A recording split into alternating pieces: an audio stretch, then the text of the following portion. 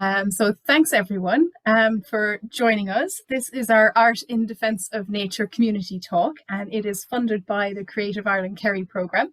And I'm delighted to have our speakers here with us this evening. So just a little bit of housekeeping first. We have 4 speakers, so we're going to start with Kate Kennelly, then followed by Lisa Finkelton, then on to Katie O'Donoghue, and then finally Anita Mccoon, and then we'll have a Q&A session at the end. If any questions occur to you during the talks, feel free to type them into the Q&A box. So you can find along the bottom of your screen, usually there's some menu items and there's a Q&A box there. So you can type your question in. And then when we have our Q&A session at the end, we can go back through them and find them there. As you're here in the chat, if you have any questions or if anything's going wrong or you just want to make some comments for the speakers, you can drop them into the chat box and that'll just roll on during the presentations. But if it's a Q&A that you want answered at the end or to put a question to all the panel, definitely use the Q&A box because otherwise we tend to lose things in the chat because it rolls on ahead and we lose them at the start. Okay, so I would like to introduce our first speaker of this evening, who is Kate Kennelly, who works as the Arts Officer with Kerry County Council. Kate has been really supportive and instrumental in a lot of the projects that we've got running through the Kerry Biosphere, particularly our arts and heritage engagement projects. So I'm delighted to introduce her this evening. So thanks very much for joining us, Kate. Thanks, Eleanor. Delighted to be here and welcome to all the participants and to all the audience. So just briefly, Eleanor asked me to go through not so much on the Arts Office as the Creative Ireland Kerry side of what the office looks after, but with regard to the Arts Office, over the years we would start a lot of projects where art is inspired by everything around people in the place. And as you know, Kerry attracts so many artists to live and work here. It inspires artists across all art forms, and we all choose to live here because we love the place. So climate change is a huge issue, and arts are a very strong mechanism for communicating messages and for communicating maybe beyond the normal audience when it comes to climate action and the need for it. So over the years, there's been more focus, I think, on the importance of arts and how they can, and creativity, and how they can inspire change across communities and behaviour, hopefully. So I'm going to just go through a few things we funded the last 12, 18 months or so. But before I do, it would be remiss of me not to mention we have Culture Night coming up tomorrow night, the 17th of September, and we've over 40 events free across the county, some online, some physical. So do have a look at our website, and it's all on our social media at Kerry Co Arts. And also through the local live performance scheme by the government, we're funding some free concerts over the coming weekends to support musicians who've been out of work. And it kicks off this Saturday in Listowel. Fabulous free concerts at 1 o'clock and 6 o'clock. So if you think you might be interested, all the details are on unshellkerry.com. That's my plug. And now I'll just go on to, with the Creative Ireland Kerry programme, to give you some background. Over the last 12, 18 months, as Eleanor said, we've worked closely with Eleanor, and she's a dynamo, and it's great to have her on board. And when it comes to engaging the community in a creative way, she has numerous ideas, and it's very easy to work through the Creative Ireland Kerry programme. Creative Ireland very much looks to engage communities through creativity and looking at well-being and confidence building, as well as the pure enjoyment of creative process and how it helps us as a community and as a society. You'd all be aware that a number of months ago, Creative Ireland announced, or I should say the Minister Martin announced a climate change fund, or a climate action fund, and through Creative Ireland. And Dingle Hub were one of the successful recipients here in Kerry, and it's going to be really, really exciting. Now, I won't be going to detail on their behalf, but certainly they're going to be engaging artists to work with the local community and to look at creative ways to communicate the concerns, the needs, and the potential for change. And that's where arts can be a great motivator, because it's a great connection emotionally for everyone.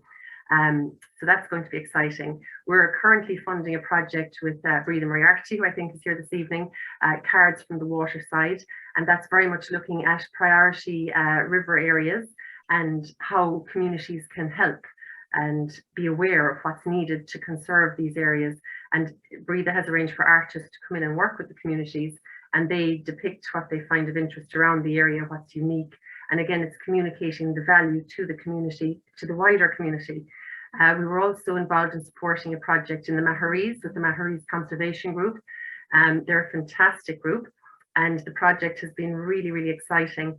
It went through a number of iterations because of COVID. It went from having potential parades and festival to having to change somewhat, but the result was equally amazing. There was a beautiful dance performance 2 weekends ago on the Maharees with music, dance, and looking at, I suppose, the transient nature of nature and how important it is that we, when we're here as custodians, can conserve what we can conserve. So that's one aspect. They also commissioned a mural of the Nash Jack Toad, which is underway at the moment. We also were involved last year with the Flowerscope project with Ciara McKenna, and that was on the Tralee Greenway. And Ciara depicted the local flora, so it's the plant life along the Greenway, and it's really brought to life a new awareness for people of the beauty and the unique aspects along that place. And the mural, I suppose, is a very visual reminder, but the process of it, Ciara was saying, was very exciting because the amount of people who came up to her and said, "This is great, you're making us think in a new way, and we really value what's here." So again, it undermines the value of art and art in defense of nature. So I'm really looking forward to hear what the other speakers have to say. Lisa is our visual artist in residence, and that is funded through the Creative Ireland Kerry programme. I'm very aware of Anita's work, and we've linked together in the past, and delighted and looking forward to hear what Katie has to say. So thanks for having me, Eleanor. And if anyone has any questions, put them in the chat, or they can contact me on arts@kerrycoco.ie. Fantastic. Thanks so much, Kate. It's lovely to hear from your perspective about all the different projects. I suppose when I'm working so much with the Biosphere programme, I don't have a lot of time to go out and see the whole big picture of everything that's going on. So it's lovely to have you here to sort of introduce a few of those other projects that are really touching on really important things around heritage and conservation and culture, and using the arts for that as a mechanism is really interesting. So I'm going to introduce our next speaker now, who is Lisa Fingleton. So thank you so much for joining us, Lisa. I think she has some slides she's going to share with us and talk about her work as visual artist in residence with Kerry. Fabulous. So delighted to be here, and great to see a good crowd here on a Thursday evening in advance of Culture Night. So can you all hear me okay there, Eleanor? Is that? Yeah, perfect. Yeah. Perfect. Play from the start. So I'll just have a timer here in front of me. That's perfect. So yeah, so this evening I hope it's useful. I was just looking through the audience there, and there's quite a number of artists in the room. So I thought what might be useful is to start with things that concern me, just to explain like things that I'm concerned about, and then how I as an artist try to express some of that in my work. So I'm afraid the first few slides are kind of the negative things that keep me awake at night. And then we move into, I suppose, creative responses to those issues. I know there's a lot of people talking about more bigger issues, so I thought I'd focus on my practice and what I'm doing myself. So I'm so very grateful as well for the support of the Kerry Arts Office, and obviously the Creative Ireland Kerry funding as well, you know, for the artist in residence. So just to show you where we are, just some context. So I'm here in North Kerry, a mile from Ballybunion, in a place called Barnadarrig, the Red Gap. So we have a 20-acre, it's an organic farm with a native woodland. This is my studio. You can see it behind me here now. Always full of seeds, always full of food, drawings, film, and everything else. So if you look there at the hill, we're just, there's a hay barn there. We're kind of just there under the hill in Ballybunion. And I suppose when I think about climate change, I'm very aware that we live in a coastal community, like many other communities here in Kerry. And even though we've the cliffs to protect us in Ballybunion, the Cashin River comes in around the back. And I'm always thinking, you know, is 8 meters enough? Our house, you know, sometimes when you look at projections, you're like, oh my God. And on a personal level, I have to say, living by the sea, I'm very aware of climate change. I often go up the hill and I look down at all the fields flowing down to the rivers. And it does concern me.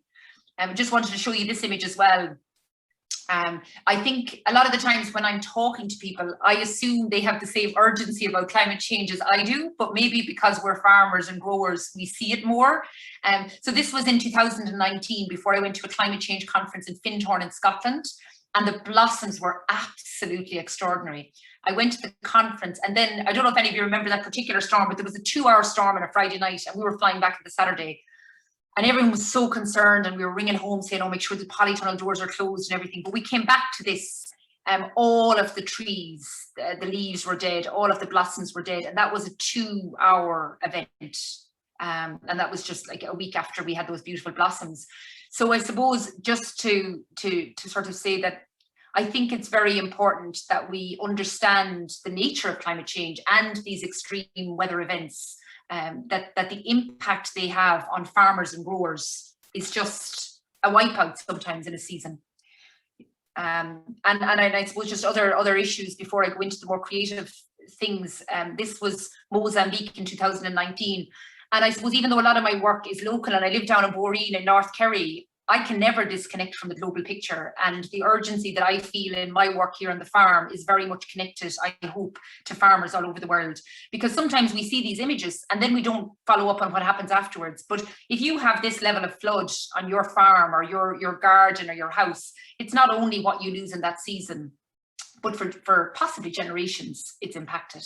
So these things all concern me. I was speaking at an event there recently, the Boris Festival of Ideas, and President Michael D. Higgins was on before me, and he was saying that the number of displaced people in the world is now at 82 million.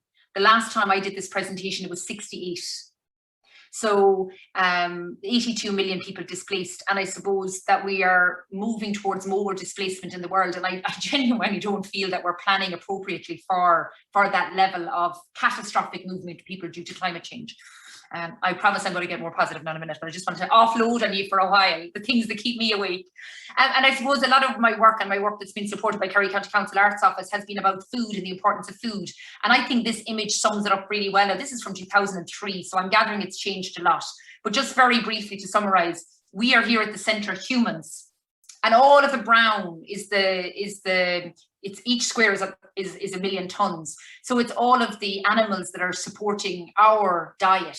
And then in the green little patches at the edges are the wild animals that are left. And I just think it's a really strong visual, you know, to bring home to us the impact of what we're eating and how it's affecting biodiversity around us. So those little green patches are what was left in 2003. I haven't seen an updated image of this since.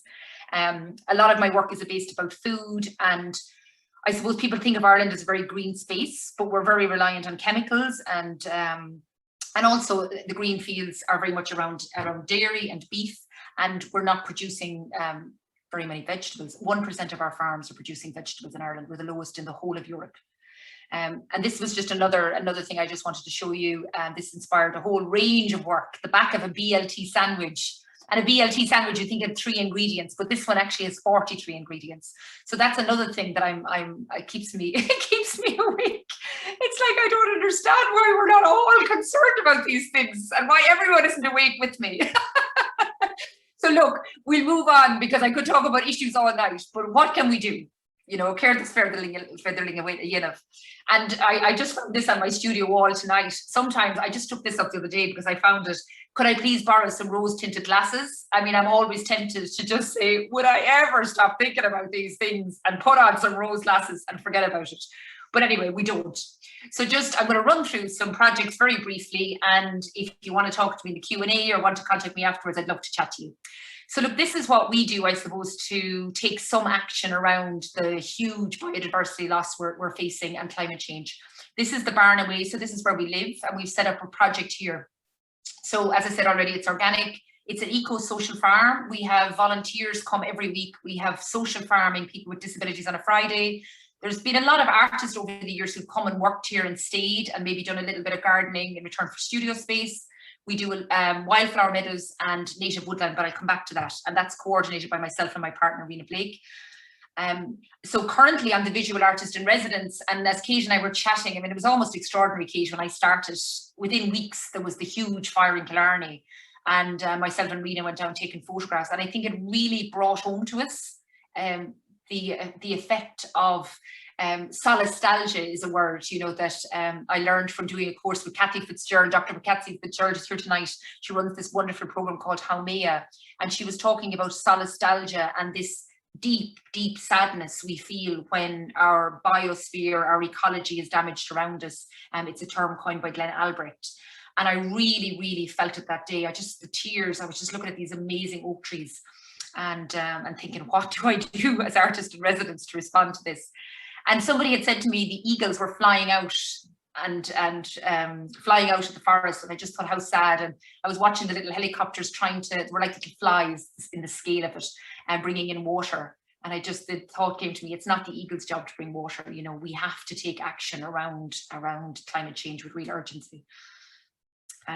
So one of the things I've been doing over the residency, again, as Kate said, and everybody knows, we've been in the pandemic and COVID, and I started doing drawing with nature workshops Friday mornings. And we did one for Biodiversity Week. So 1,200 people participated in drawing with nature workshops over the couple of weeks. Like, it was extraordinary. I put cameras in the trees here in Barna. I put cameras in the garden, so that people who were isolated in their flats or in their houses could actually have some sense of being in the country. So it was really, really magical, actually, and I was really grateful for the opportunity to do that. And some of those connections, some of those people are here tonight. Actually, it's lovely. I see them in the audience. That project also led on to an amazing project with the presentation school in Tralee. The secondary school students did this, such a beautiful project called Soul Trees, where they went out and drew, every Friday in the gardens and the beautiful trees around Tralee. So, I mean, I'd love to be talking to you more about all these projects, but we can come back to it. So just some other projects that we run here. So the Local Food Project is a project that's been running for the last 6-7 years. So it was the book, which is on the table over there. I haven't it in my hand, but I'll show it to you in a second. So the Local Food Project was a project I did with Kerry County Council, and there's a couple of hundreds of those books have gone out around the world at this stage. But it was about the importance of eating local food, that if we want to think global and act globally, we need to actually change what we're doing in our local level.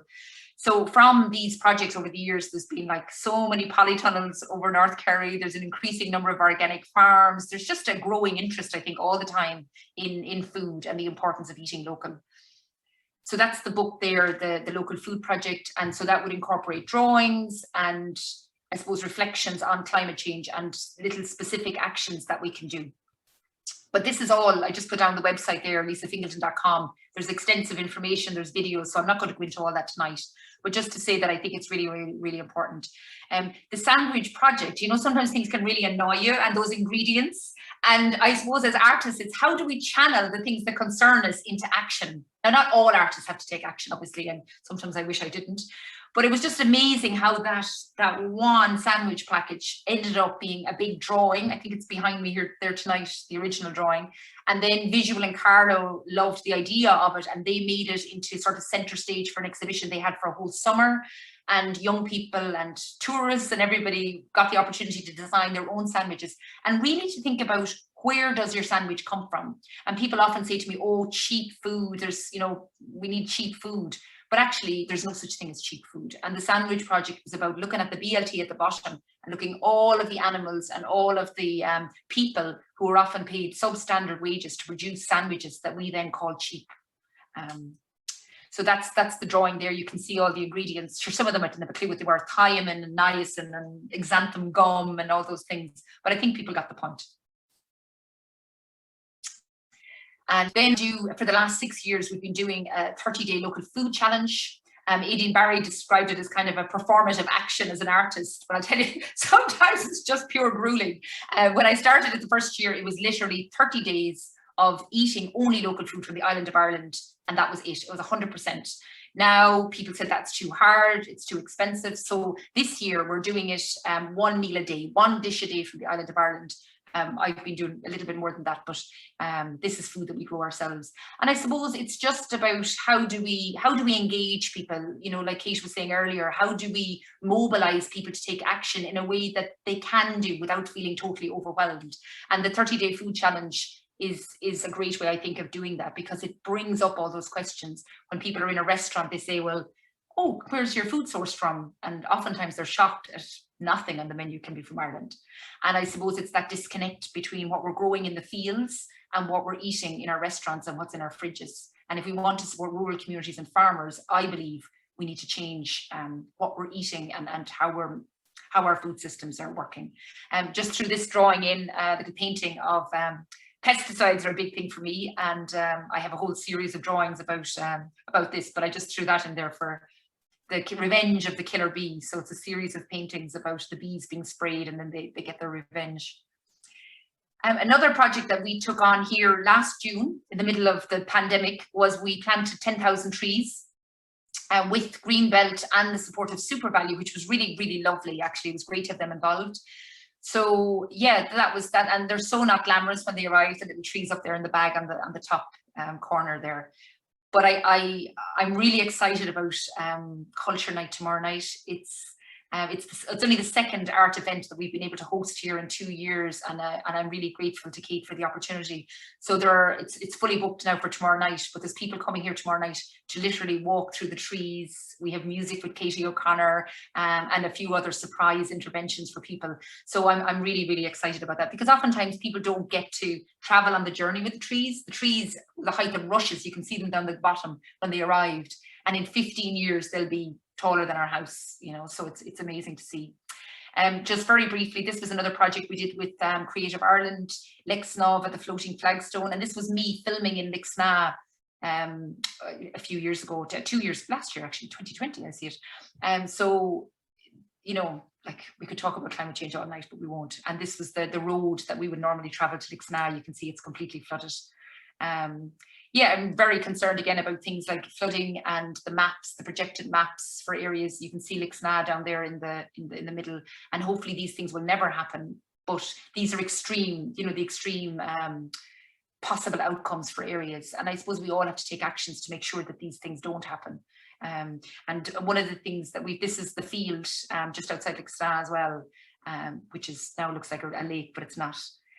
So one of the things that we've been doing, trying to do work on these is a lot of work with bogs, and I'm currently doing a project on bogs.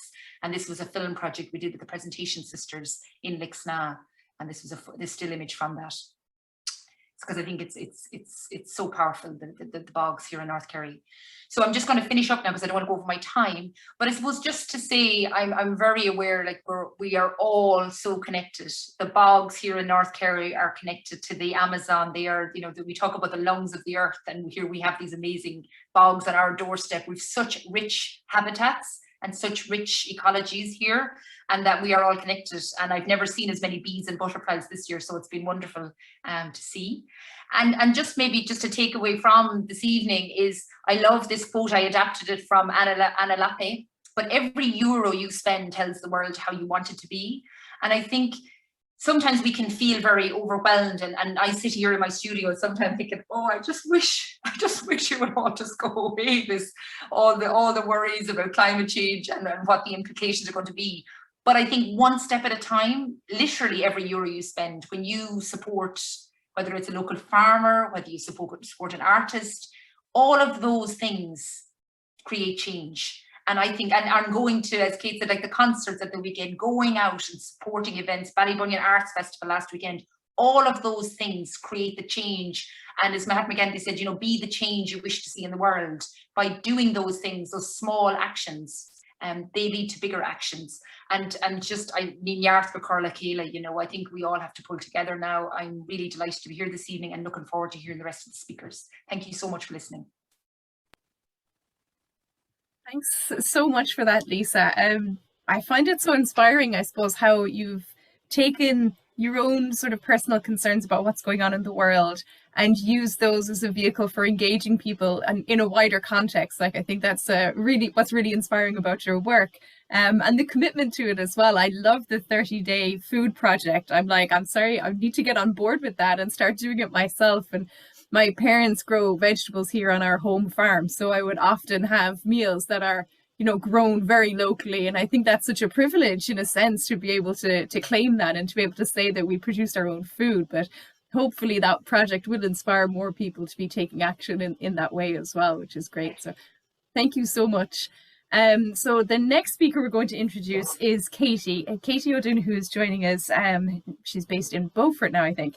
And she's a background in fine art and design and is an accredited art psychotherapist, which sounds so interesting. And she's also at the end of a PhD that is exploring the connection between heritage and well-being. So thank you for joining us, Katie, and I'm really looking forward to your talk. Thank you very much, Eleanor, and thank you as well, Lisa. A really inspiring and insightful talk. So I can see my laptop is having some technical difficulties, so bear with me. Hopefully it's going to load. What I would like to say, first of all, is I'm really delighted to be here and be part of tonight's program. I'd just like to share, first of all, a content warning that my discussion does speak of cancer experience. So for anybody who maybe isn't comfortable, if they want to mute me or leave the computer for the few minutes that I'm speaking, I completely understand. So my own background, as Eleanor mentioned, sort of fine art and design, art therapy, and over the past few years, I've also been completing a PhD, finally at the end stage of it, in heritage and well-being, and it's part of a European Commission project called CH Europe, which is a combination of different institutes, academic and non-academic institutions in Europe. So I was under the umbrella of heritage and well-being, and my own project is called Relations with Objects. So heritage and well-being for patients undergoing treatment for cancer.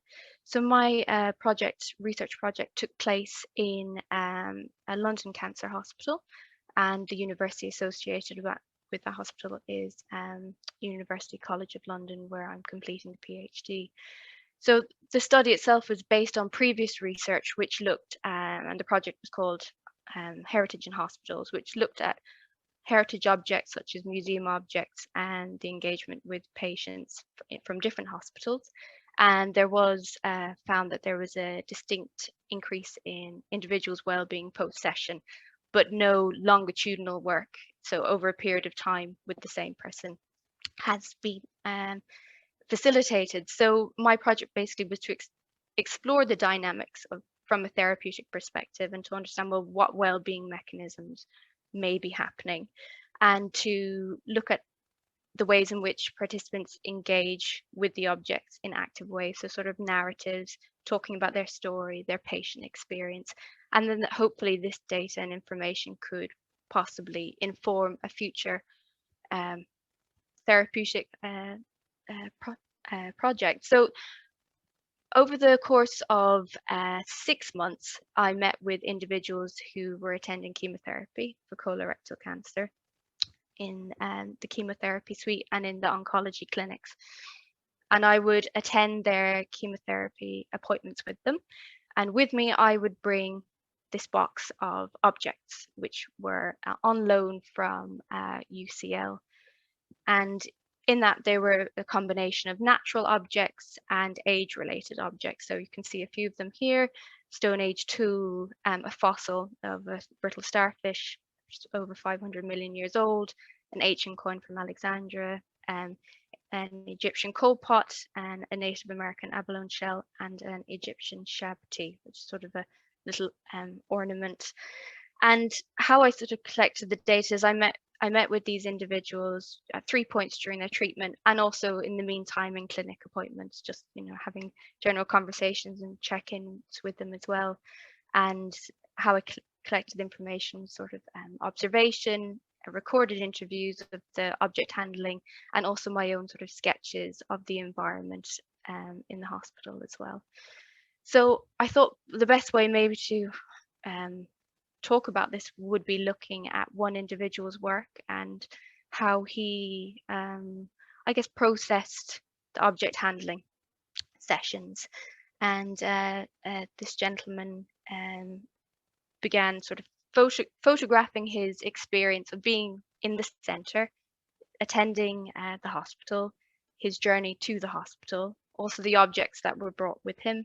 And in a way, there was an element of the project in which people could bring their own personal objects of importance, and he chose to provide what became almost a portfolio or a walking ethnography almost.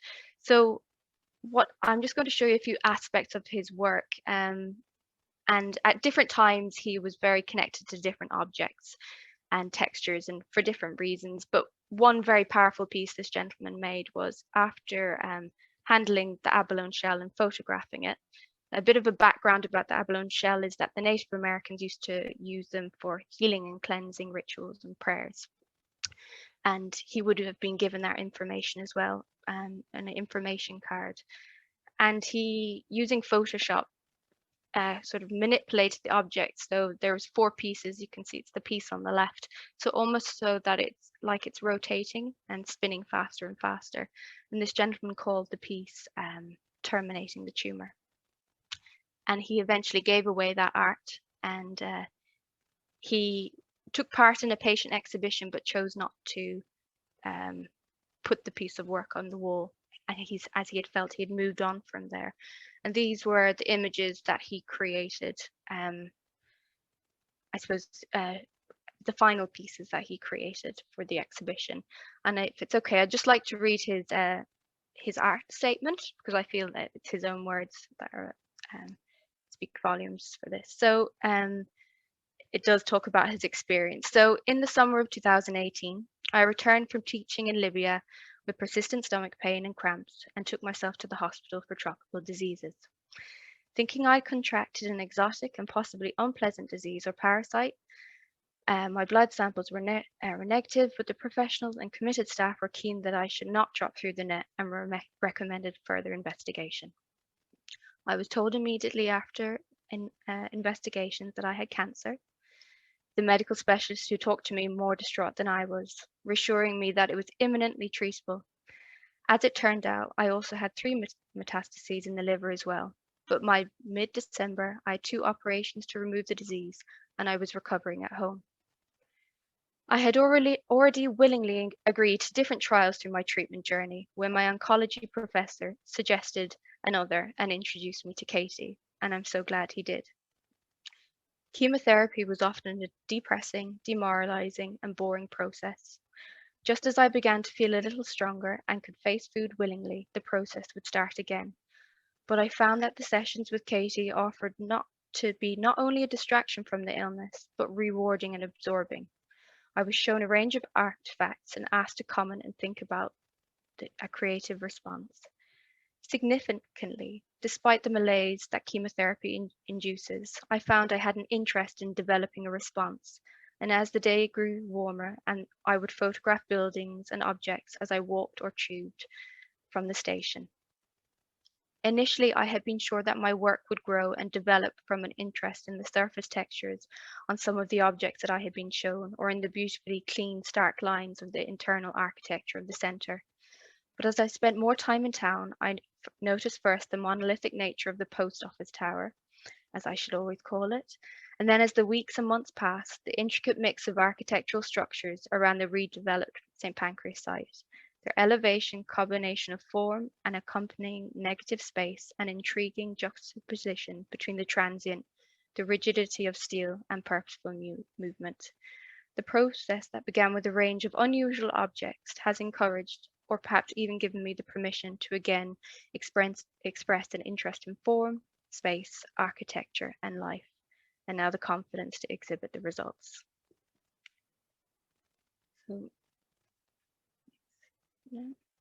So as you can see, for this gentleman, the art process itself was very important for him in creating this was his own response, and how the findings from working with others as well was that we very much found the object handling and the creation of artworks provided a space in which people were able to ascribe their own meanings, and meaning, as we know, is actually a very key element in the promotion of well-being during and after traumatic events such as cancer.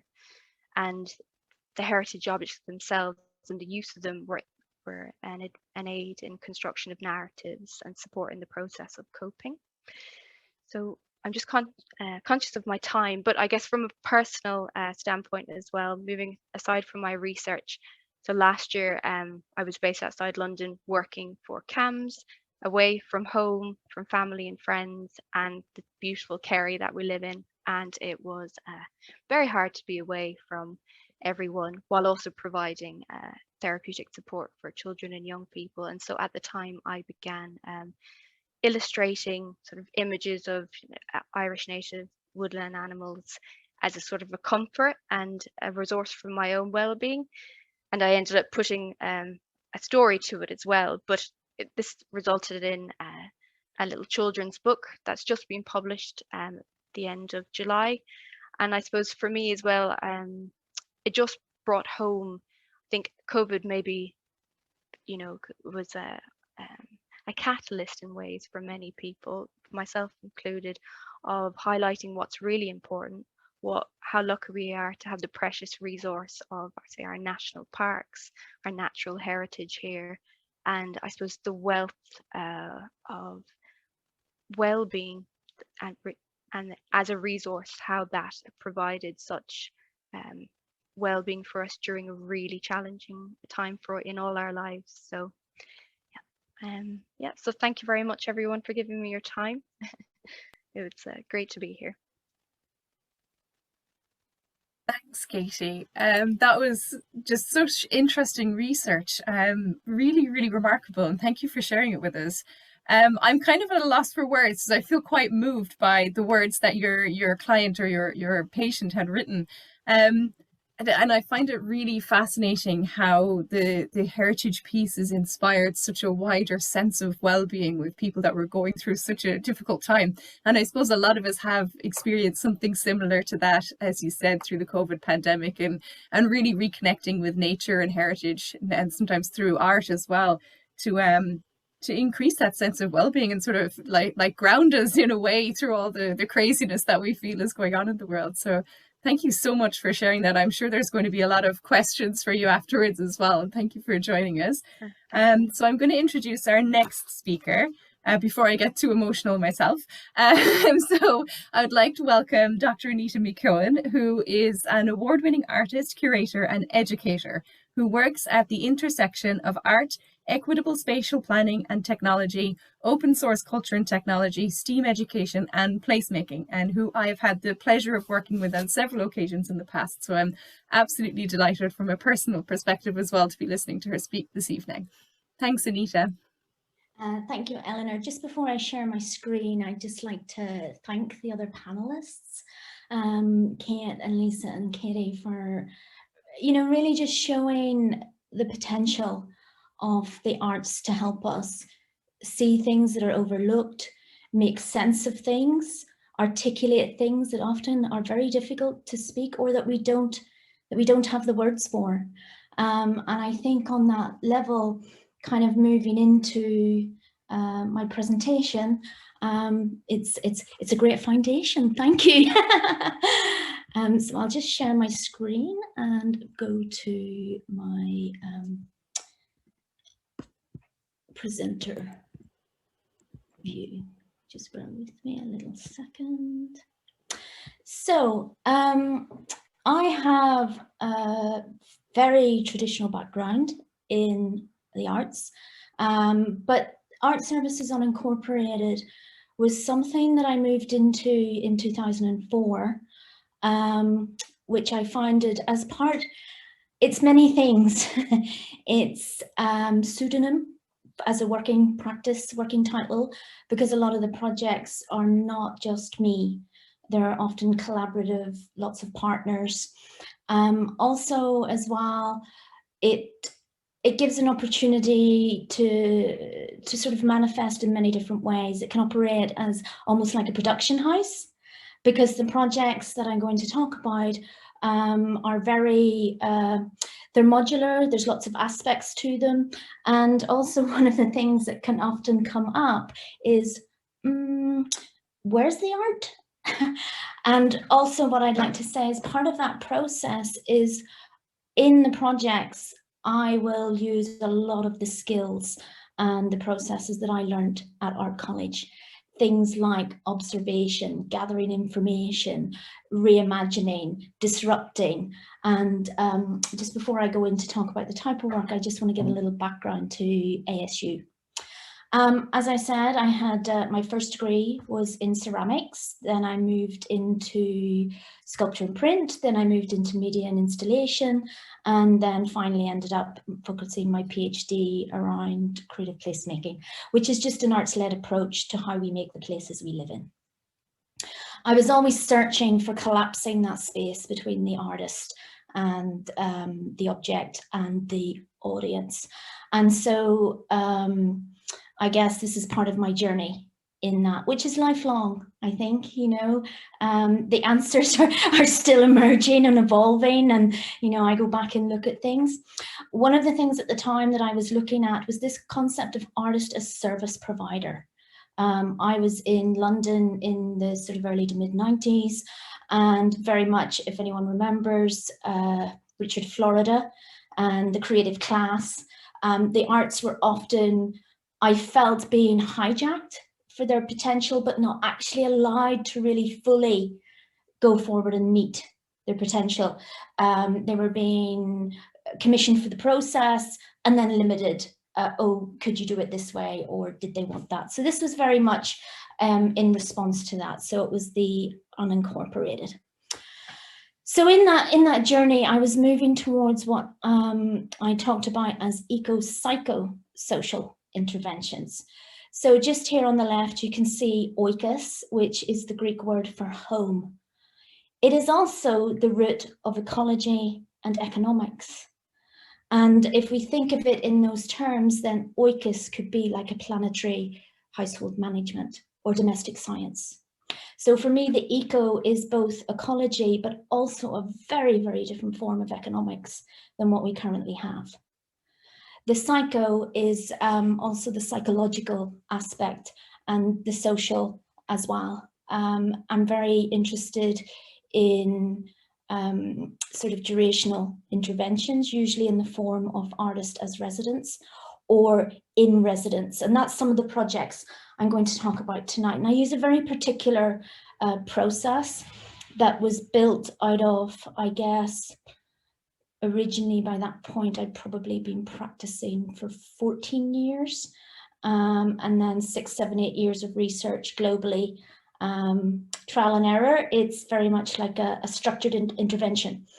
And it was purpose built to deal with a lot of the issues that I'd saw when working in the public realm, which is messy, complicated, full of joy, but also can be very difficult to work in. So it was looking at sort of challenging and trying to get a more integrated approach to placemaking, but also developing a set of tools that anyone could use, as well as supporting younger or emerging artists. One of the ways artists often continue to do their practice in the public realm is taking on commissions, doing a lot of participatory, collaborative work that is deeply political. And I think it was a way of exploring supportive tools where, you know, you are in, it may not be party political, but it's a deeply political space, and trying to manage that and navigate it requires stuff that you don't often get at art college. So that's just a little bit of the background there. So I'm going to show a few projects, and hopefully in showing those projects, start to see how this eco-social intervention, eco-psychosocial intervention can look. So this was a project in northern New Mexico. I had been doing work back and forward there for a few years, and then I was invited to be the first artist in residence in the Rio Grande del Norte National Monument, which actually for me was quite extraordinary. I had been very interested in an idea of monumental ephemerality, this juxtaposition by something that could be epic, but was constantly dynamic and changing. And to suddenly find yourself as an artist in residence in the Rio Grande Rift, which I think is 37 million years old, was actually, they're making a monument out of this piece of landscape. And you know, for me, it was just like, wow. But one of the things I'd noticed in my journeys back and forth was New Mexico at one point had been one of the food baskets of America. And when I was there, 30% of people didn't know when their next meal was coming from. 20% of that 30% were children. And what I was very interested in was how could the arts as a disruptive factor intervene in that system and also help maybe reimagine and showcase sort of what was available. So I worked with herbal apothecaries, I worked with nurse practitioners, I worked with gardeners, food organisations, to really begin to get a sense of what was available in the area that maybe people didn't know about. And so the Ice Cream Olympics was an approach that the Olympic gold went to the ice cream flavour that was grown, wild or foraged. And it was also remixed based on what people could find. In order to have the event, kind of did a lot of outreach and educational work, because obviously a lot of people were like, well, I don't know how to make ice cream. How can I take part? So again, a lot of the outreach and engagement was a very big part of the project. And you can see the BLM, the Bureau of Land Management's sort of signage there, and they had just had a rebranding, which was very much to do with, you know, like the New Deal era of imagery, and you can see the Olympics on the other side, and that for me is a sort of a take on that sort of imagery, the Statue of Liberty as food sovereignty, and also noticeably it is not a white hand, because in the area there is a lot of different ethnicities, and mainly they are First Nation, Pueblo, and worked a lot with Taos Pueblo, because obviously that knowledge, that very ancient knowledge of what grows, what doesn't grow, what's there, they have a lot of that. And one of the things that we were looking to do at the end was to have a sort of a repository and an archive of what was locally available and shared, that how people could actually access it. One of the image, I don't have it here, there was a lady who came to one of the outreach sessions, which was making ice cream. And she was actually a diabetic, and she hadn't had ice cream in a long time. And part of what we did was we did nut milks as well, and sugar, you know, swapping out sugar. And so she was able to make her own ice cream, and actually, you know, she was saying this can be like a family activity. I know exactly what's in it. I know how far it's traveled. It's safe for me and my family, and it's actually working with the local landscape and the local environment. So in terms of a leave no trace, and trying to kind of work more with and within nature, this was very much part of that process. I'm just going to show some images. One of the things was a food pecha kucha event, and so for that event I made green chili ice cream, because obviously chilies are very local there, habanero chilies. New Mexico is the home of that.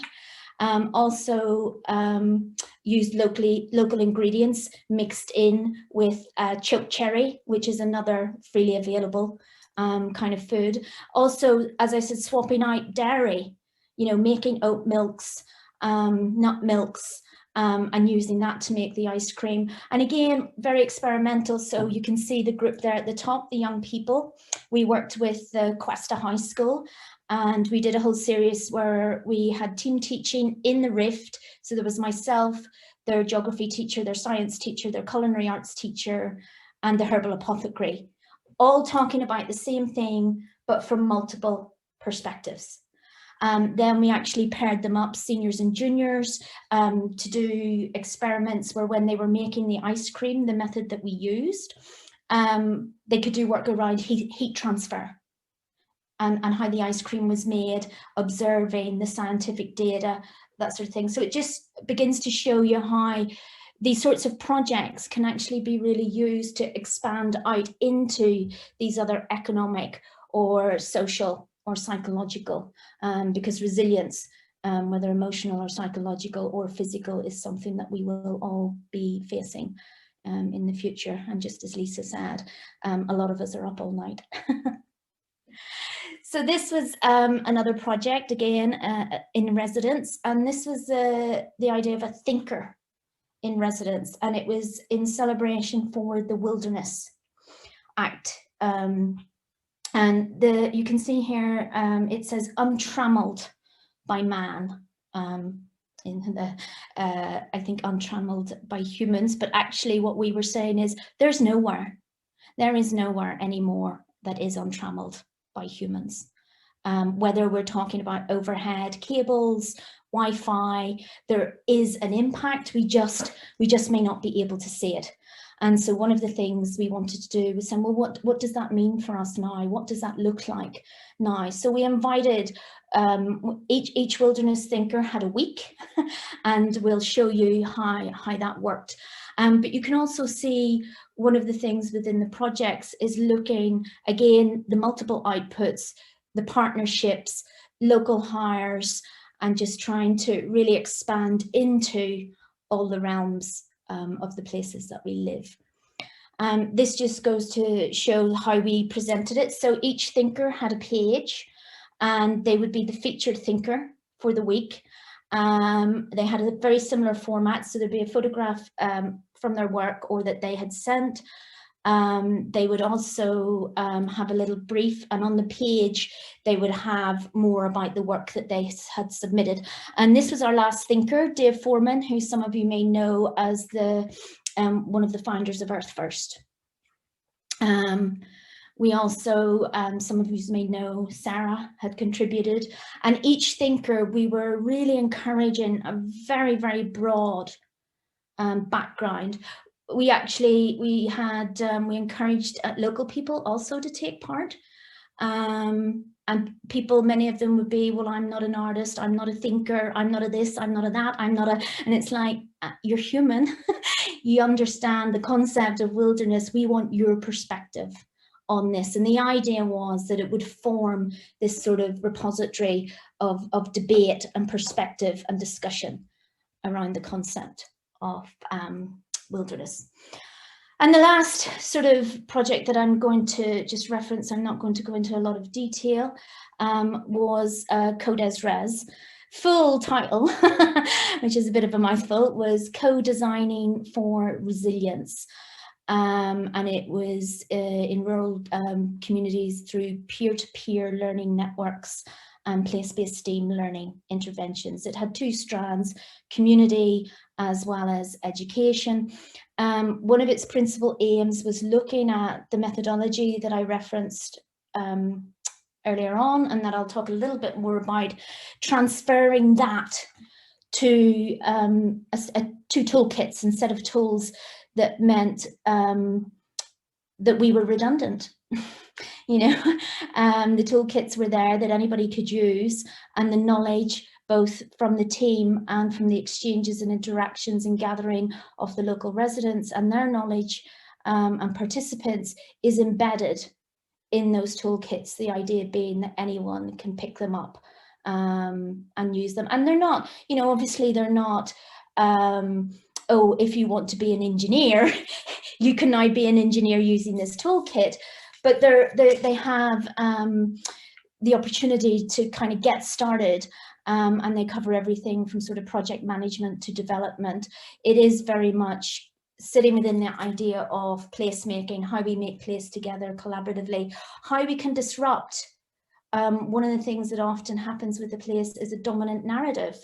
And, you know, it can be very hard to move beyond what people might perceive is possible in that. And this is where the arts and the creativity process, and you may even recognize a few of the people in the picture. There's Eleanor and there's Sean O'Leary. I don't know if Sean's here tonight, but they were very much part of the team. And again, that speaks back to this overarching name where no single individual is you know, kind of the front of the project, because actually we now live in a world where it's impossible.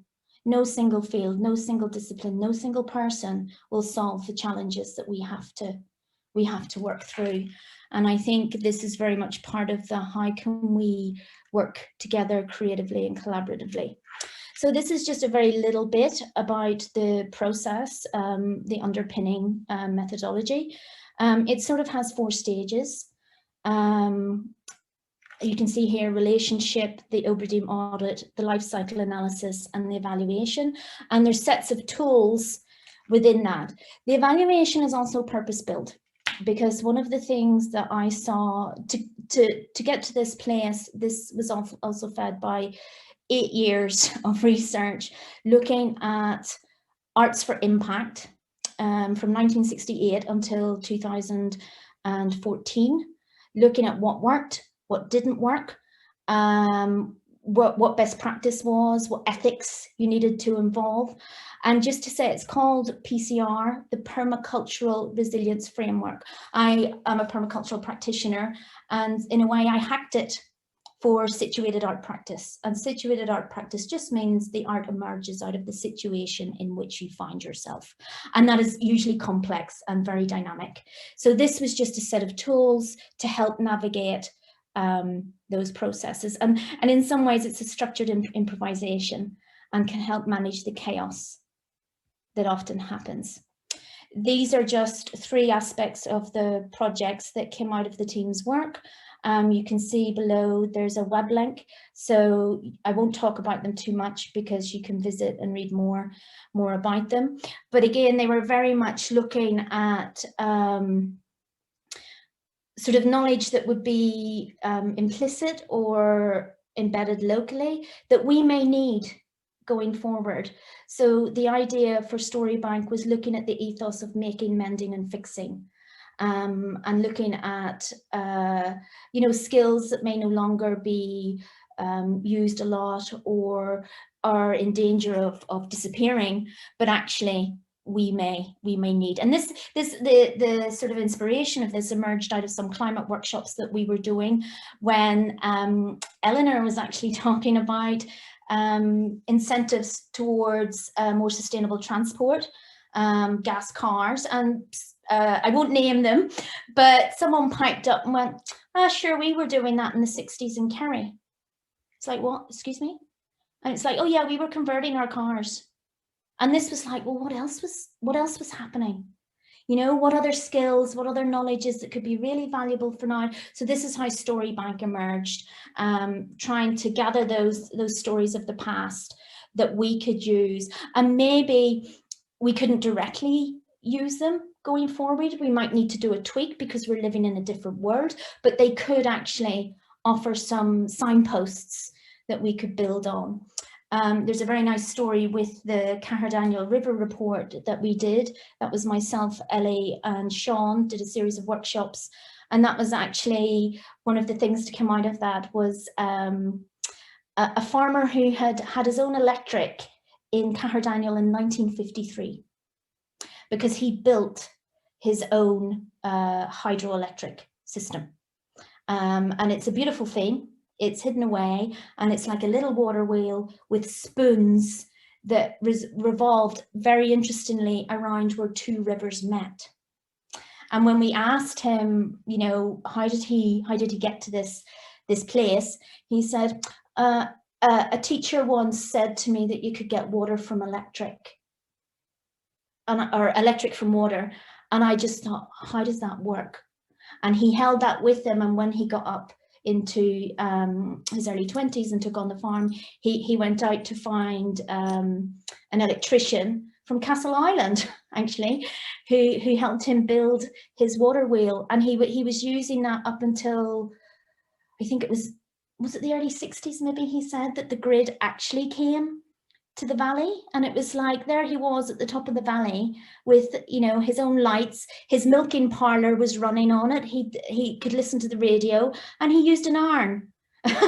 This is some of the stories, and they're beautiful stories and really valuable, but also as well, it's like, well, maybe there's something to look at that micro hydroelectric. How might that work? And then Waste to Taste was just, again, very similar and linked to the Ice Cream Olympics and this idea of edible, medicinal, what's available locally, how can we share skills? And again, the projects just often are kind of vehicles or containers to generate more discussion, more engagement, and more thing. And I'm just going to end with this, I think, just coming back to the In Defense of Nature. And it was very interesting, you know, with Lisa's work and with Katie's work, the 2 sides. you know, one of the things that in the research of Codes Res, and this is quite difficult to hear, 91% of our cohort, 15 to 16-year-olds on the education side, said that they were worried about their future, not because it was bad, because they didn't think they had one. And that was actually quite hard to hear. As we unpacked it a little bit more with them, they were actively in denial. When we asked, were they talking with peers? They said no, because if they're not talking about it, they can, you know, pretend it's not happening. When we asked them, what about parents or adults or, you know, support with anxiety, they didn't name it as eco-anxiety, obviously, they just said about anxiety, but it was very much around the environment. And when we asked them about adults, they said, what's the point? They know less than we do, and they've no solutions anyway. Now, we know as adults that there's a lot of people out there in the world doing stuff to make change, you know, from small to huge projects. Every little bit makes a difference. And one of the things that I think is very, very important is in 2017, the American Psychological Association actually validated eco-anxiety as a clinical diagnosis. So it's becoming more and more prevalent. An academic, Ziwa Woodbury, wrote a paper and has done research. It's called Nature as Threat, the Plague of Eco-Anxiety. And actually, because we're so separated from nature, in defense of nature is also in defense of ourselves. With nature being, we are part of it, not separate from it, yet we fear it. And we've created a situation where it's a very real fear. And I think, you know, this is what's very interesting in this in terms of publications. If you do a search, an academic search on publications in climate change and health, there's over 9,000 references that come up. If you do it climate change and mental health, there's 208, even though it's on the rise and we're not looking at it. So this is where I'm really interested in looking to see where the arts in that eco-psychosocial intervention approach can actually begin to work, because with this sort of level of threat, low-lying consistently, we could end up, there's increasing research around apathy, that it's not apathy, it's not that we don't care, it's just we're so overwhelmed and we don't know what to do. We are a biological organism that is programmed to sense threat, the fight, flight, freeze. And if we really go down that hill, then we will be incapable of doing anything.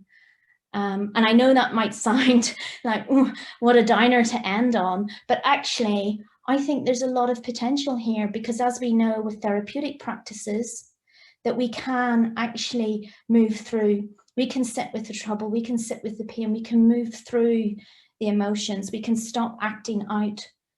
You know, we can actually begin to look at how we might become environmentally, psychologically, socially resilient.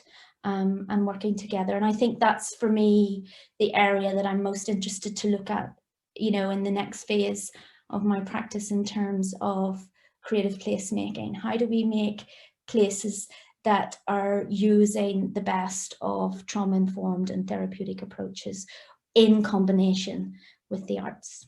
And I think there's been examples tonight, and there's many examples out there in the world of how this can move from just talking about the issues and raising awareness to actually developing impact.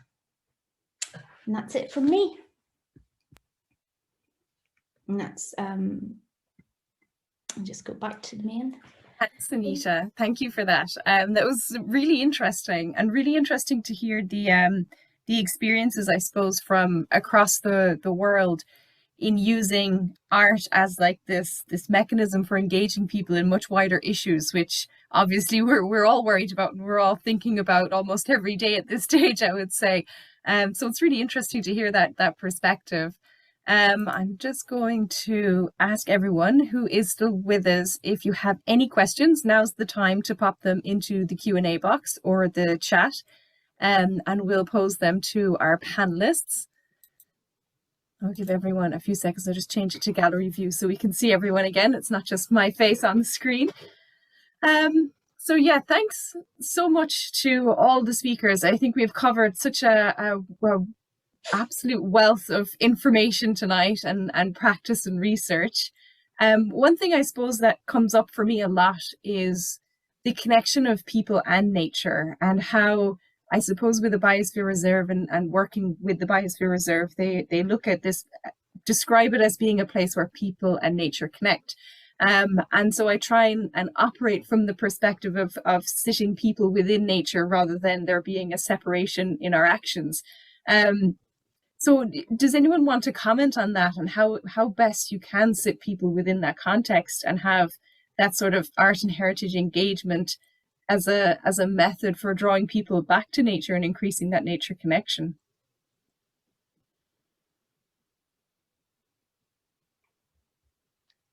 I don't mind having a go. Go on, Anita. I mean, I think you know, one of the things is the opportunities of actually being out in nature and kind of remembering how to be in nature and spending time with nature. I mean, I think one of the things that I'm sure everybody, certainly in South Kerry, I've heard more and more, aren't we lucky to have lived here through COVID? You know, and I think in terms of seeing that well-being from the connecting to nature, I think the arts can have a you know, an added draw, because not everyone is keen to go out for a good old hike, you know, or to spend time in nature. And I think in those senses, it can encourage, it can give an additional encouragement to bring people in. I think also, you know, a lot of the arts, if you look at kind of, you know, practices that are eco-social, they're very much the social, the connection, the community, and the communitas, the you know, the sharing time and space together is also very important. And I think with the arts, it can draw attention, you know, that kind of, oh, look at this and look again, oh, did you see that? You know, and then oh, I didn't see that. And it's about curiosity and sparking that curiosity. That's one possibility where the arts can support connection. Lisa, sorry, you unmuted there. Did you want to add? No, I just don't think there's any substitute for it. You know what I mean? I don't think there's any. That's why, even though we're like, oh my God, culture night, can we actually do something? We didn't know, could we? But I really felt it was so important to bring people to the land, because even yesterday, we had the volunteers here. We were just going around the path and we sat down and under the trees, and one of the women, she said, I just find it really hard to be. Just to be. I'm here, I want to volunteer, I want to do jobs, but just to sit here can often be more challenging, you know, and just to see what happens. And we ended up, the three of us, just looking at the light. We were like, look at the light on the tree. And I think that so many people, like, we are really privileged here in Kerry. Not all of us get to, you know, be immersed in it, but because we're all so busy and we're all trying to keep everything going. But I really think that we can't overestimate the importance of that.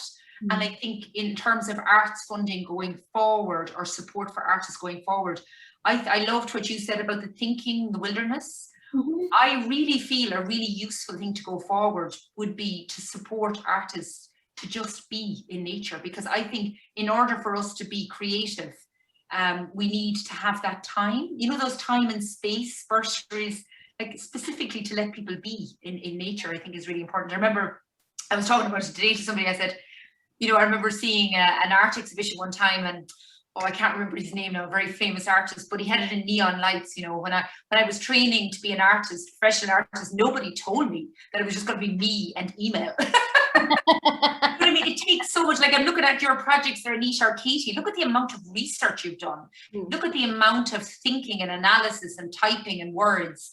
that, you know, we need time just to, I love that, thinking in the wilderness, and I just love that.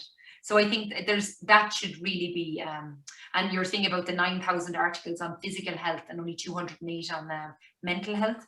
I think going forward, we drew the whole way through lockdown, and people used to come here to draw, and it's just like a meditation like no other, just sitting and looking at. We did a drawing workshop here last Saturday for the Ballybunion Arts Festival, and there was, I think it was 12 people just standing in the garden, and one woman stood in front of a leak for like 40 minutes. And Amazing. When would I get the chance to do that? And she was like, she was glued to the spot, but she just said, I couldn't believe what was in that leak. So it's like the global picture is so big and so overwhelming.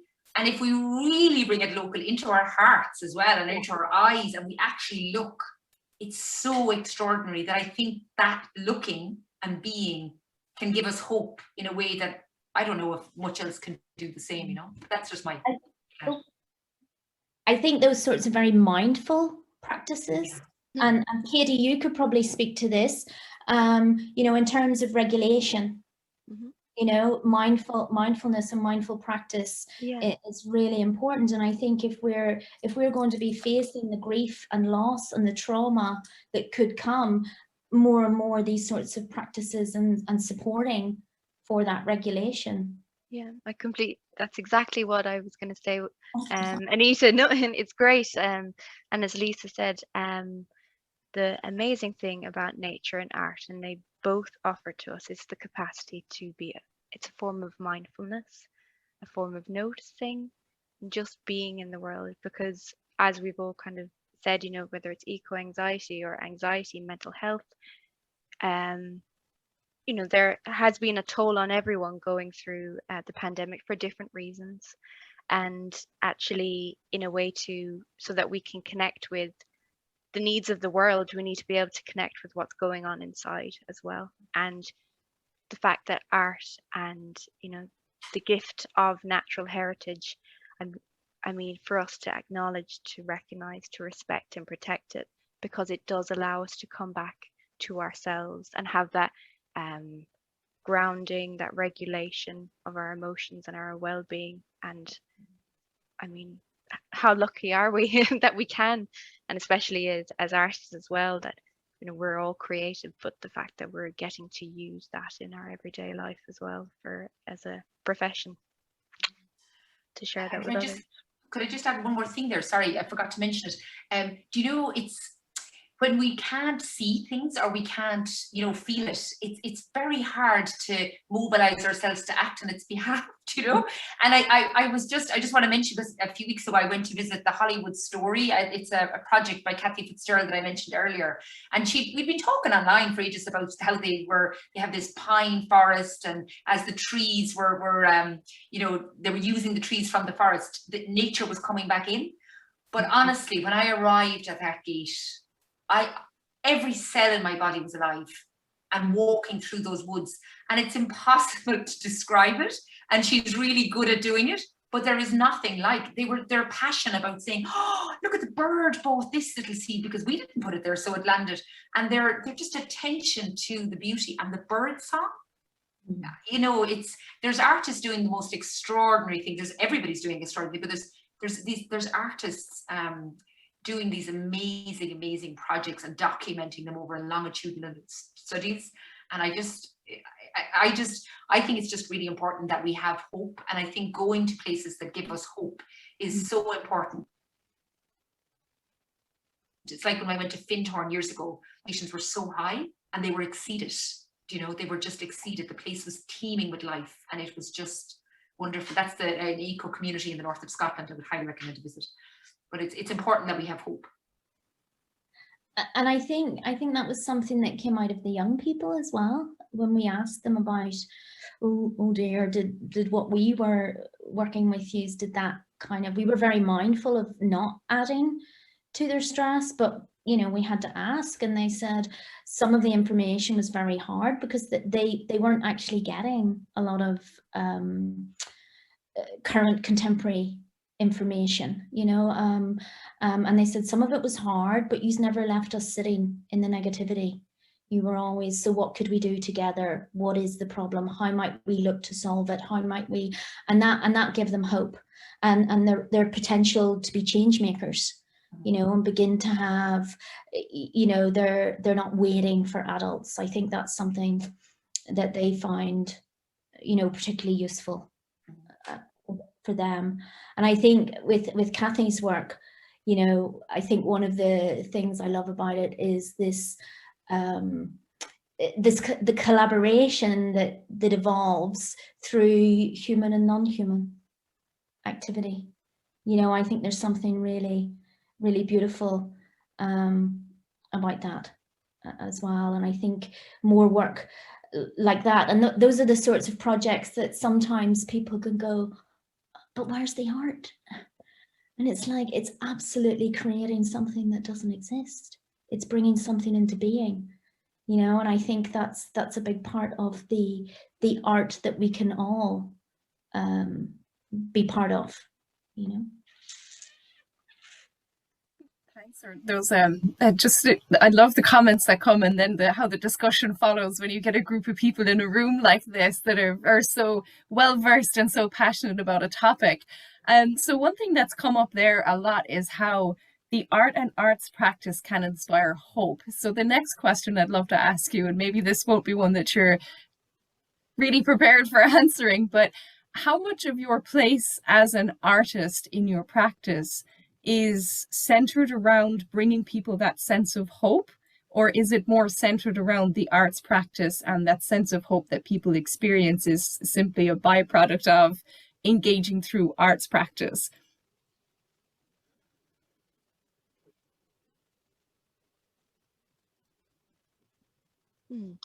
I guess I could go first for that, being as my work was under the umbrella of well-being, and it being quite a difficult word to define, and there being multiple meanings of it, different types of well-being, and I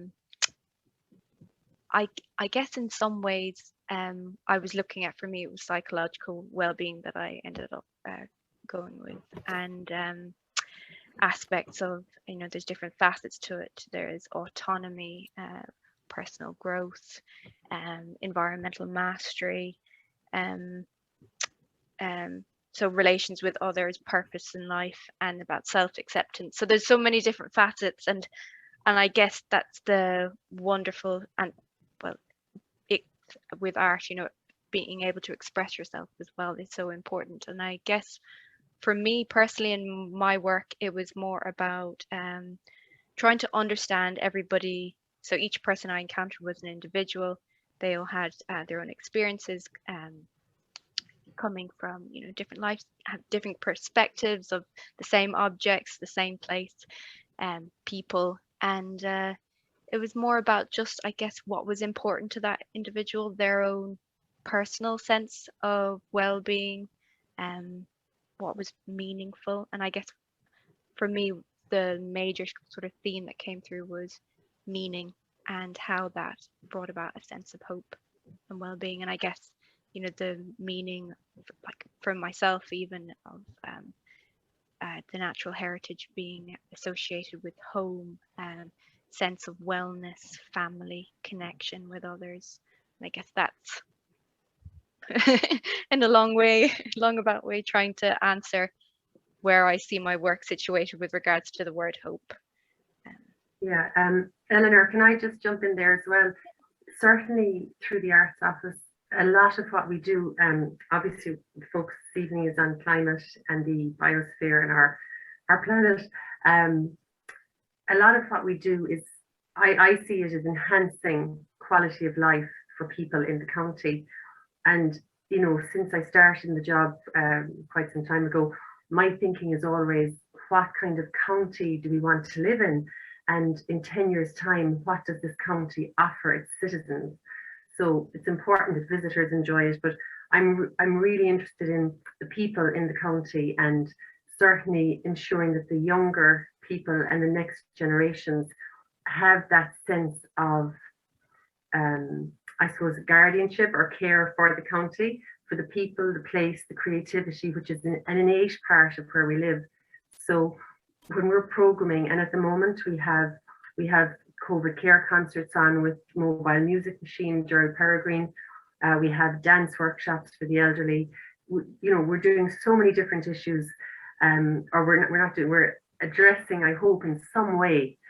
So, you can never do enough, but we're certainly constantly layering and trying to work with different aspects of communities and societies where there are needs. And it's all about enhancing the county and enhancing the citizens' experience of living here, and hopefully enhancing the county as a place to live, work and stay down the line. And I saw the question there with regard to funding. I fully agree.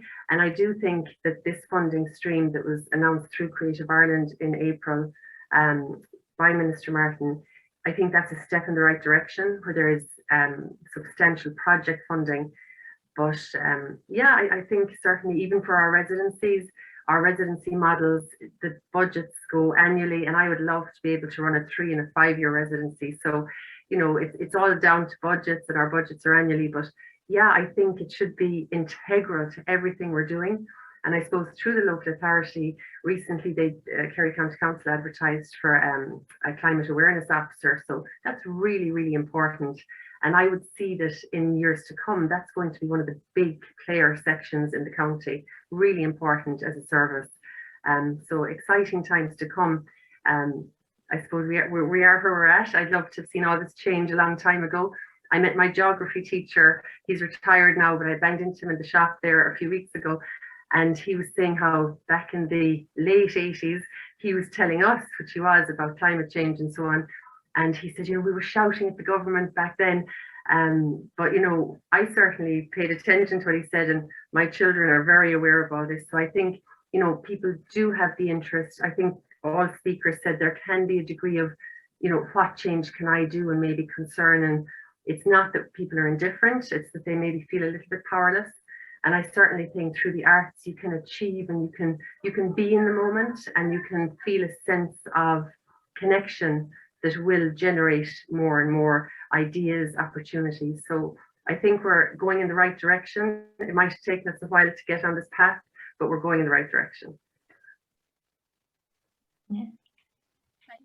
Sorry, Lisa, did you want to jump in there? Well, it's interesting that you picked up on hope, because sometimes I'm sitting in my studio, I don't know if the others feel this, but sometimes I think, oh my God, like I'm so despairing myself. Sometimes I don't want to be false. Do you know what I mean? And sometimes I feel like, this whole push, Instagram, Facebook, everything, you end up putting all this sort of happy stuff up.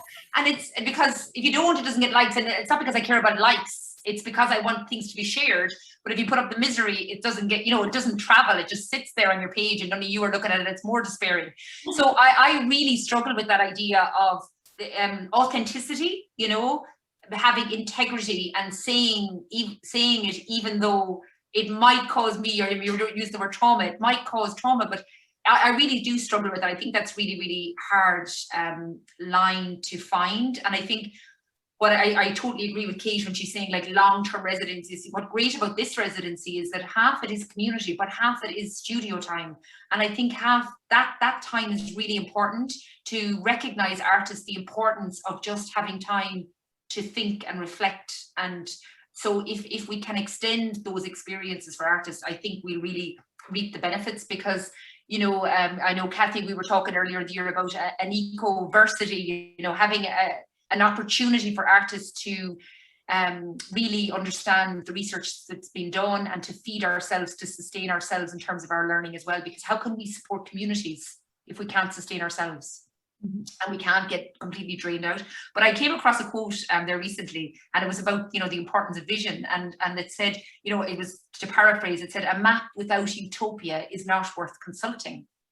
And I think for young people, I think that is the danger. If they see it as a dystopian world, and a world where there is no future for them, we will lose them. And I find it really hard to hold that balance with my nieces and nephews, who, one of them said to me the other day, he said, do you know the world would be a lot better place if we weren't in it?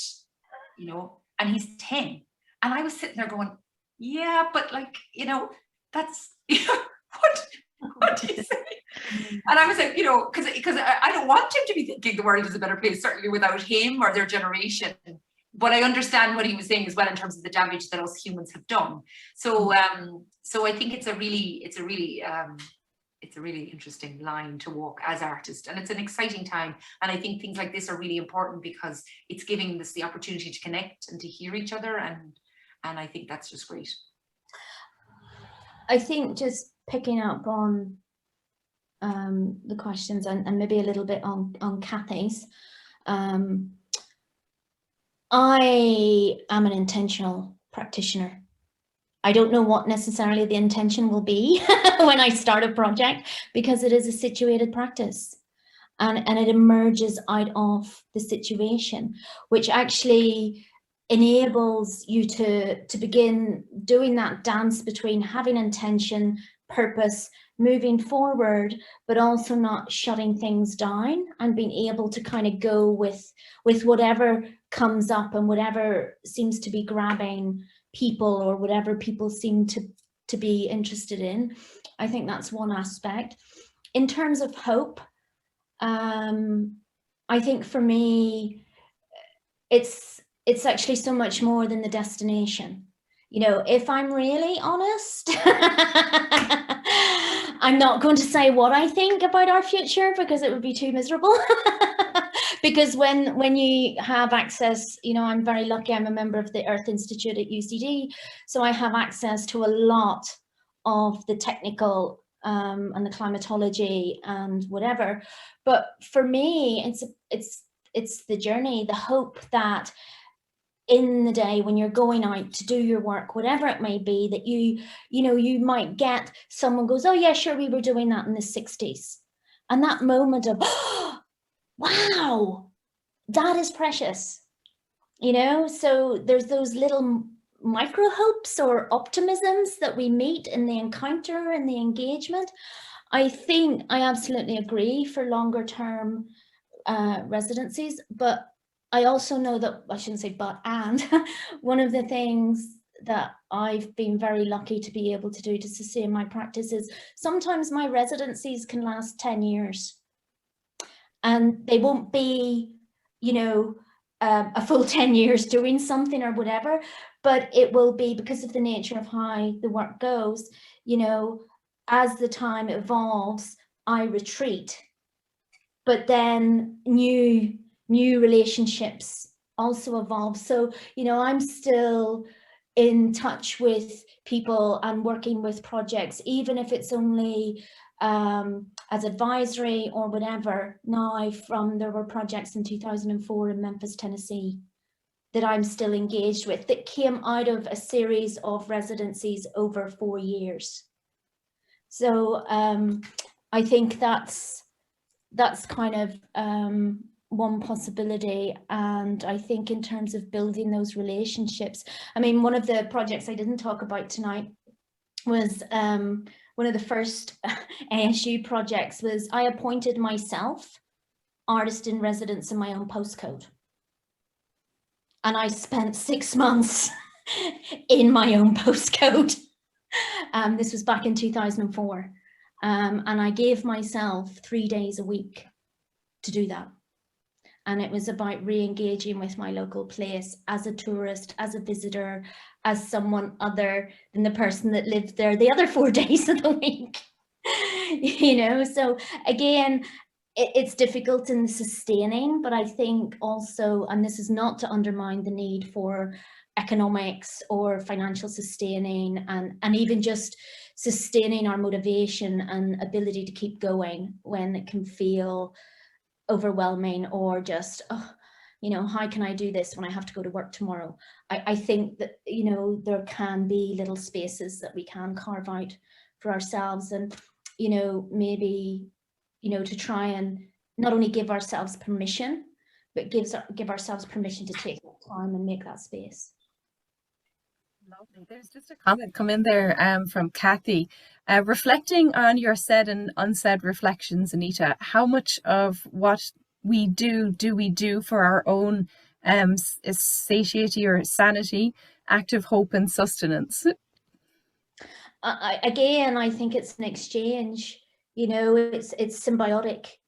I think it's mutually beneficial. There's a give and take, and both feed the others. You know, yes, of course there is a sense of, I mean, so if I go back, like even when I first started art college, you know, I can't deny the fact that art saved me, because I know the life I was leading before that. It was very self-destructive. It was very dysfunctional. I'm not saying I'm functional now, but it was very dysfunctional then. You know, and so yes, I won't deny that there is a generative effect and well-being of myself. I get a flow if I'm in that process of making art or thinking about a project or engaged with a project that can be hard to have elsewhere. Given my various superpowers of ADHD and dyspraxia and, you know, some other things, it can actually be hard. So yes, I wouldn't deny that, but I do think that I strive very hard for it to be generative, and as much as I get from it, I really strive to give. I think there's Kathy has added that ego versus eco and eco versus ego. I suppose we're all operating really in that space, aren't we, from what we're keeping for ourselves and what we're giving away. I'm just going to check the Q&A there and make sure there's. So Nancy Houlihan has asked, how did you come up with the title for this talk? Well, that was my own wonderful idea. I'm actually reading a book at the moment that is about land ownership in defense of nature. And so from that, I was thinking about the arts and heritage engagement workshops that we've been running over the summer and in Heritage Week. And I was planning community talks, so I thought that was a lovely way of trying to encapsulate these kind of conversations within a title that would fit on a flyer for a social media post, if that's a good enough answer for you. We've had a few comments come in. I see that we're just over time, so I think we'll wrap up now. But Orla Breslin has said, thank you all, really enjoyed listening in. Bountiful food for thought, so personal and global simultaneously. And Jonah said, thanks for a very informative webinar that she's very much enjoyed. And Kathy Kerwin has come back with, thank you, Anita. Such compassion and authenticity, which I think could be the theme of the evening, really, I suppose, compassion and authenticity. It's been a fantastic evening listening to all of your work. I think from my own perspective, I come from a science background. And so in these kind of events and activities that I do, I feel like I'm dipping my toes into the artist world a little bit. And from my perspective, I suppose the thing that really stands out for me is in your creative practice, you have the potential for such freedom that you're not as constrained as some other disciplines. And so there seems to be a lot more opportunity for having broader or wider conversations about things rather than it being sort of siloed or constrained, which is fantastic. And I think that's what we've had this evening is from all of our speakers really is quite a broad approach and how it can be implemented in a local context. So thank you all so much for joining us, and thank you to all our attendees as well. Thanks, everybody. Yes, thank you. I hope you have a lovely evening. We do have a few more talks coming up. I'm going to do one more plug again for the Unshaw Kerry concerts that are happening this weekend in the Stole. Get your tickets. They promise to be very, very, very exciting. I happen to know as well that there's also some visuals being displayed on the screen during the event, so you'll get a taste of all of Kerry from that as well. So they're definitely worth a visit. And thanks to everyone for joining us. We have 2 more community talks in the series. The next one is focusing on waters of the biosphere.